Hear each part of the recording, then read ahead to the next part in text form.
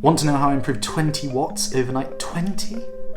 So this one's really short and simple, yet could make a massive difference to your power output. The crux of the matter was my seat height. So my seat height was too low, which meant that I was loading up the quads a little bit too much, and therefore I was just getting way too fatigued during my sessions. And I just wasn't able to get the power out, and my heart rate was struggling to get up, and I was just really suffering on these hard sessions.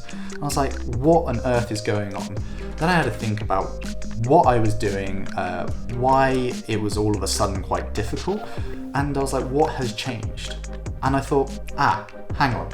I've recently changed from my Specialized S-Works bike because the SRAM Red packed it in. So frustrating. Anyway, a story for another day. Changed back to my Trek Madone road bike. I haven't ridden this in quite a while because the brakes have been a bit broken. Another nightmare for the Trek brakes. I'm so frustrated again. Going back to that Trek Madone bike, I was just suffering from then on, essentially, on these sessions. The only session I didn't suffer on was a hill rep session, and I was able to do, I think it was 8 by 7 minutes or something like that, or 7 by 7 minutes, 7 by 8 minutes, one of them, at 380 watts, no problem. It was fine, all within my heart rate zones, and yeah, I was like, that seems pretty normal. Forward on a couple of weeks, or the following week, I then couldn't even push 360, 350. I was like, this is on the turbo and outside. I was like, what's going on?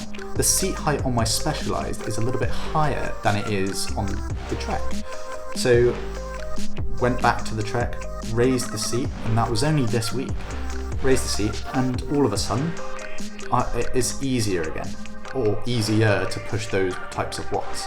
Or what a small difference can make, to your overall power output. Disclaimer and caveat to this is you've got to be really careful if you're hiring your seat, and as to the position of your seat, whether it's forward or back. That's because the higher you raise your seat, the further back it goes, so you need to push the seat further forward on the rails, because if you look at your seat stay, it's slightly angled backwards. That being said, you've also got to make sure that you're not overextending the leg, because if you start doing that and your cleats are slightly out of position and twisting your knee in the wrong way, then you could start causing some knee issues.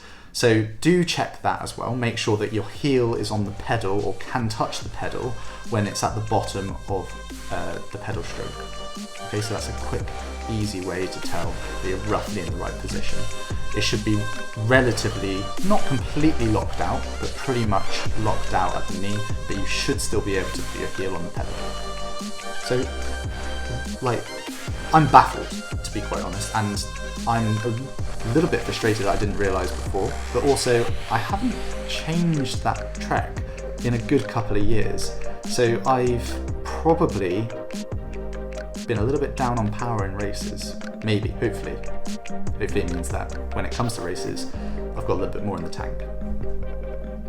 Anyway, do try that if your seat is a little bit low and you're finding that your quads are a little bit tired or more tired on one bike in comparison to the other. And hopefully it'll help you improve a few watts overnight. It might not be 20. Mine was roughly 20 because I compare it to previous sessions and the ones that I've done since.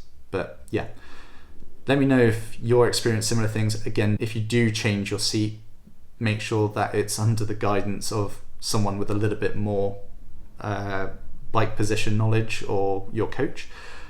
But yeah, let me know if that makes sense, or if you have any other advice for me of how to improve my power in the comments below.